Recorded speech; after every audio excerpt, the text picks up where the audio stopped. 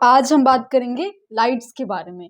Lights में दो चीजें आती हैं, एक पार्ट को हम आज कवर करेंगे और एक पार्ट को हम अगले लेसन में कवर करेंगे। आज हम लाइट्स के बारे में समझ लेंगे कि लाइट्स क्या होती हैं, कितनी इंपॉर्टेंट होती है हमारे आर्टवर्क में, और लाइट्स की वजह से क्या क्या चीजें हैं जो हमारे आर्टवर्क में अच्छी हो सकती हैं, और अच्छी लाइट्स कौन कौन सी होती है, कितनी तरह की लाइट्स होती हैं, किसको कहाँ पे यूज किया जाता है, किस तरीके का आर्टवर्क अगर आप क्रिएट कर रहे हैं तो वहाँ पे किस तरीके के लाइट का आप यूज कर सकते हैं। ये सब कुछ हम आज कवर करेंगे।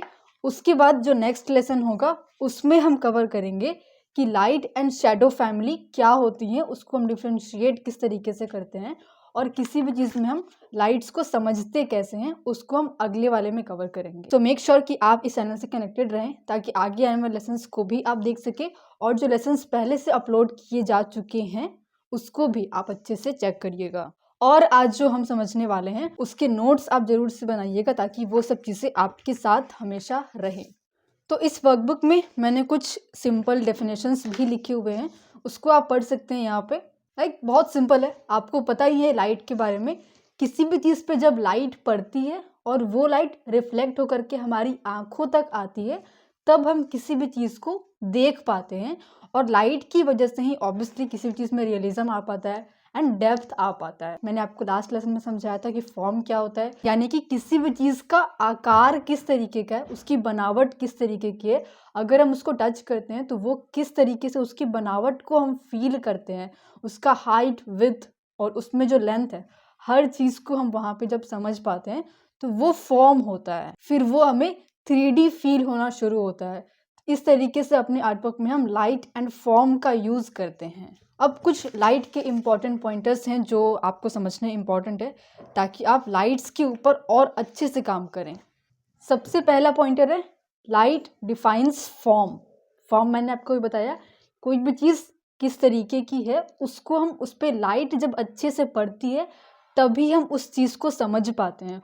उसका शेप किस तरीके का है, उसका स्ट्रक्चर किस तरीके का है, उसमें डिटेल्स किस तरीके की हैं, उन सब को हम तभी समझ पाते हैं जब एक अच्छी सोर्स की लाइट उस ऑब्जेक्ट पे पड़ती है। वो 3D तभी दिख पाता है, उसमें हाइलाइट्स दिखने हो, मिड टोन्स देखने हो, उसमें हमें लाइट एंड शेडो फैमिली को देखना हो, हर एक चीज़ को हम तब समझ पाते हैं जब उसमें लाइट अच्छे से पड़ती है।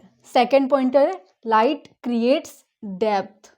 ओके, लाइट्स का सही यूज़, कहाँ पे कितना लाइट रखना है, कहाँ पे किस तरीके की लाइट को हमें यूज़ करना है, जो चीज़ें डिस्टेंस में है उसमें कितनी लाइट होनी चाहिए, उसमें किस तरीके की लाइट एंड शेडो होनी चाहिए, उसके बेस पे किसी चीज़ में डेप्थ को हम क्रिएट कर पाते हैं। जो चीज़ हमारे पास में होती है उसमें हम एक अच्छा सोर्स का लाइट रखते हैं ताकि उस पर फोकस जाए, उसमें डेप्थ आए।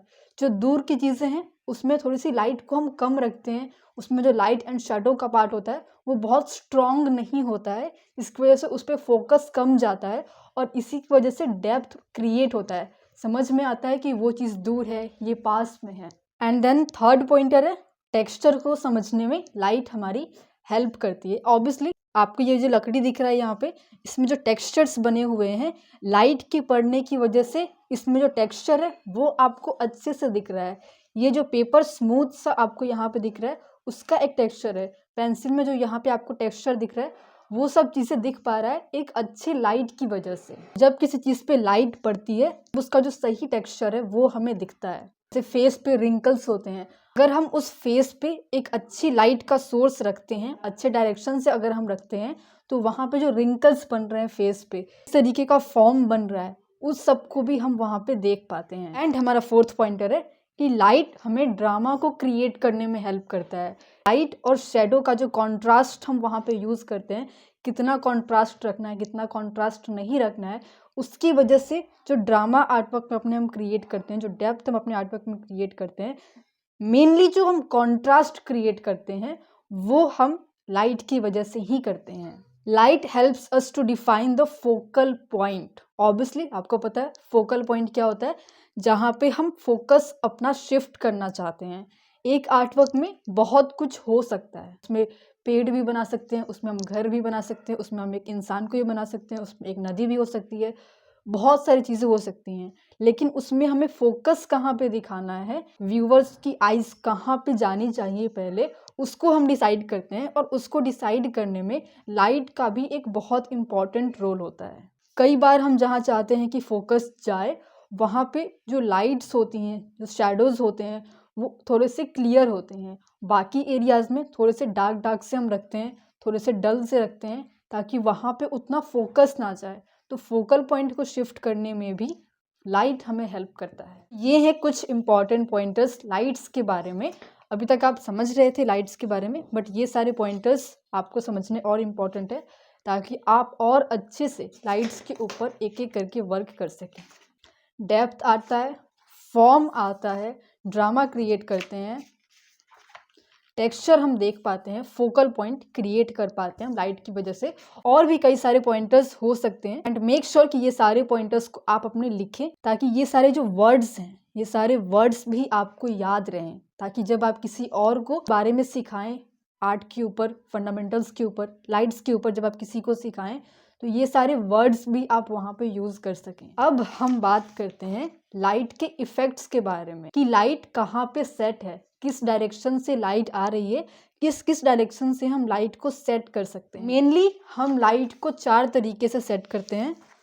पहला फ्रंट लाइट, दूसरा साइड लाइट, तीसरा बैक लाइट और चौथा फॉर्म लाइट। अब इन सभी लाइट्स का अपना अपना रोल है। कोई भी लाइट हर जगह पे यूज़ नहीं आता। अलग अलग मोटिव के हिसाब से कि अपने आर्टवर्क में हम क्या दिखाना चाहते हैं, किस चीज़ के ऊपर हम काम कर रहे हैं, उसके बेस पे इन लाइट्स का हम यूज़ करते हैं। ठीक है, तो अब एक एक करके हम इन लाइट्स के बारे में देखते हैं कि फ्रंट लाइट क्या होती है, साइड लाइट क्या होती है, बैक लाइट क्या होती है और फॉर्म लाइट क्या होती है, और इसको हम कहाँ कहाँ पे यूज़ करते हैं। सबसे पहला है फ्रंट लाइट।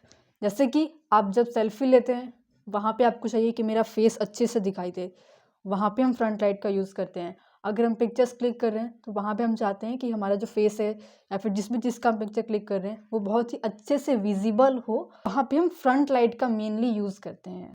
यहाँ पे सब्जेक्ट है, तो सामने से एकदम लाइट आ रही है। जब लाइट एकदम सामने से आ रही होती है, तो जो भी सब्जेक्ट हमारा होता है वो एकदम क्लियर दिखता है। उसमें जो शेडोज़ के एरियाज हैं वो सब हट जाते हैं। और अगर हम फेस पे उस लाइट को कर रहे हैं, तो वो फेस बहुत ही क्लीन सा दिखता है, फ्लैट सा दिखता है, उसमें शैडोज बहुत नहीं दिखती हैं। जब हम इस तरीके के फ्रंट लाइट में क्लिक की हुई पिक्चर का ड्राइंग बनाते हैं और हमारे फंडामेंटल्स भी उतने क्लियर नहीं होते हैं, ये हमारे आर्टवर्क को और भी ज़्यादा फ्लैट कर देता है। जैसे कि हमने पहले ही समझा हुआ है कि जब भी अगर आपको किसी चीज़ में फॉर्म दिखाना है, 3Dनेस दिखाना है, तो वहाँ पे लाइट इस तरीके की होनी चाहिए कि उसमें जो लाइट पार्ट है और जो शैडो पार्ट है वो दोनों अच्छे से विजिबल हो। अगर दोनों नहीं दिख रहा है, यानी कि वो फ्लैट दिखेगा। इसलिए जब हम फ्रंट लाइट में किसी चीज़ को बनाते हैं, जब लाइट एकदम फ्रंट से आती है, तो वो फ्लैट दिखता है ऑटोमेटिकली। और तब और फ्लैट दिखता है जब हमारे फंडामेंटल्स अच्छे से क्लियर नहीं होते हैं, जब हम लाइट एंड शैडो फैमिली को नहीं समझ रहे होते हैं। इसीलिए ये जो फ्रंट लाइट होता है, इसको हम स्टार्टिंग में इग्नोर करते हैं, ताकि हम पहले अपने फंडामेंटल्स के ऊपर काम करें, और उसके बाद अगर किसी कमीशन वर्क में हमें मिल जा रहा है कि इस तरीके का आपको पोर्ट्रेट बनाना है, तो वहाँ पे आप अपने हिसाब से लाइट को एडजस्ट करके इसमें फॉर्म को क्रिएट कर सके और वो पोर्ट्रेट 3D लगे। ये है फ्रंट लाइट, जहाँ पे शैडोज़ बहुत कम दिखते हैं, जहाँ पे फेस एकदम स्मूथ सा दिखता है, जहाँ पे शैडोज़ अच्छे से विजिबल नहीं होती हैं। इस लाइट को आपको स्टार्टिंग में अवॉइड करना है। हमारा सेकंड लाइट है साइड लाइट या रिम लाइट। बेसिकली अगर हमारा ये सब्जेक्ट है, तो लाइट जो है साइड से आती है एकदम, ठीक है, या तो इस साइड से या तो इस साइड से। और जब इस तरीके से लाइट आती है एकदम साइड से, तब क्या होता है कि जो लाइट वाला पार्ट है वो एकदम ब्राइट सा दिखता है, और इधर तो बिल्कुल भी लाइट आ ही नहीं रही होती है, तो ये बिल्कुल अंधेरा सा दिखता है। इससे क्या होता है कि एक पार्ट एकदम लाइट हो गया, एक पार्ट एकदम डार्क हो गया। इसकी वजह से जो कॉन्ट्रास्ट है, ठीक है, वो कॉन्ट्रास्ट बहुत स्ट्रॉन्ग हो जाता है। ना ही लाइट वाला अच्छे से दिखाई देता है, ना ही डार्क वाला बहुत अच्छे से दिखाई देता है। अगर आप लाइट वाले में देखें, तो यहाँ पे शैडोज़ अच्छे से विजिबल नहीं है, फेस बहुत वाइट वाइट सा दिख रहा है। अगर आप शैडोज़ वाले में भी देखें, तो यहाँ पे लाइट तो पहुँच ही नहीं रहा है अच्छे से, तो यहाँ पे भी विजिबल नहीं है। तो इस लाइट का भी हम बहुत कम यूज़ करते हैं, बहुत रेयरली यूज़ करते हैं। हालांकि जहाँ पे हमें स्ट्रॉन्ग कॉन्ट्रास्ट को दिखाना हो, वहाँ पे हम इस लाइट का यूज़ कर सकते हैं। एंड जब आप कोई मूवी देखते हैं, जब आप कोई पेंटिंग देखते हैं, तो वहाँ पे आप ऑब्जर्व करिएगा कि साइड लाइट को कब और कहाँ पे यूज़ किया गया है, और उस मूड के हिसाब से अपनी पेंटिंग में भी आप उसको यूज़ कर सकते हैं। एंड तीसरा है हमारा बैक लाइट। नाम से ही क्लियर है कि सब्जेक्ट के पीछे से लाइट आ रही होती है। इस केस में भी जैसे कि ये वाला जो रेफरेंस है ना, इसमें साइड लाइट भी आ रही है और बैक लाइट भी आ रहा है, इसकी वजह से थोड़ा सा क्लियर दिख रहा है। लेकिन अगर आप किसी चीज़ को अपने सामने रखें और उसके जस्ट पीछे से अगर आप लाइट को जलाएं, तो वो जो सब्जेक्ट होगा आपका, वो बहुत ही धुंधला सा दिखेगा, वो क्लियर नहीं दिखेगा, क्योंकि उस पर लाइट आ ही नहीं रही है अच्छे से, क्योंकि जो मेन लाइट है वो पीछे है, तो सब्जेक्ट पे लाइट अच्छे से नहीं आ पाती है। इस केस में भी बहुत लाइट एंड शेडो का क्लियर हमें सेपरेशन नहीं दिखता है, और कॉन्ट्रास्ट भी अच्छे से दिखता नहीं है। आप अगर मूवीज़ वगैरह में देखो तो इस लाइट का तब यूज़ किया जाता है जब थोड़ा सा टेंशन वगैरह दिखाना हो, या फिर जब कोई भगवान आ रहे हो, जब कोई भूत आ रहा हो, तो उसके पीछे से दिखाते हैं, उसको थोड़ा सा स्ट्रॉन्ग दिखाने के लिए। तो अलग अलग तरीके से अलग अलग लाइट को हम यूज़ करते हैं। वो जब हम नोटिस करते रहते हैं हर जगह पे कि हम अगर कोई मूवी देख रहे हैं, हम अगर कोई क्लिप देख रहे हैं, हम अगर कुछ भी और देख रहे हैं किसी और जगह पे जहाँ पे लाइट का यूज़ किया जा रहा है, तो वहाँ पे किस तरीके की लाइट का यूज़ किया गया है, कब यूज़ किया गया है और क्यों यूज़ किया गया है, और उसको समझने के बाद अपनी पेंटिंग में भी हम लाइट्स का उस तरीके से यूज़ कर पाते हैं। एंड अब है last and the most important light, form या क्रेस्ट लाइट। यही वो लाइट है जिसको हम मेनली यूज़ करते हैं अपनी पेंटिंग्स में, अपने आर्टवर्क्स में, उसमें 3Dनेस दिखाने के लिए, उसमें फॉर्म दिखाने के लिए। फॉर्म लाइट, यहाँ पे अगर ये हमारा ऑब्जेक्ट है तो लाइट कुछ इधर से आ रही होती है, यहाँ से लाइट आ रही होती है, ताकि इसमें शैडो फैमिली भी दिखे और लाइट फैमिली भी दिखे। इससे क्या होता है कि इसका फॉर्म समझ में आता है कि इसकी बनावट किस तरीके की है, और हर एक पार्ट पे अच्छे से लाइट पड़ पाती है, शैडोज भी बन पाते हैं।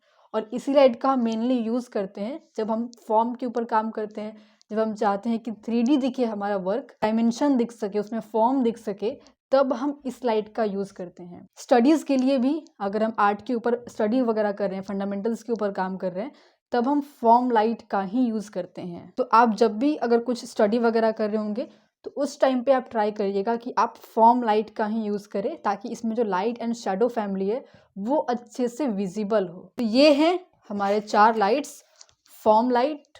ओके, मेक श्योर कि आपको नाम याद हो, ये सारे पॉइंटर्स आपने लिख रखे हो, और ये सारे जो नाम मैं आपको बता रही हूँ, ये सारे जो पॉइंटर्स मैं आपको बता रही हूँ, ये सारे पॉइंटर्स एक एक करके आप कमेंट्स में लिखते रहिएगा, ताकि ये सब कुछ आपको भी क्लियर हो और जो लोग देखें उनको भी चीज़ें रिवाइज होती रहें। ऑल्सो अपने नोट्स में भी सारे पॉइंटर्स को आप लिखिएगा।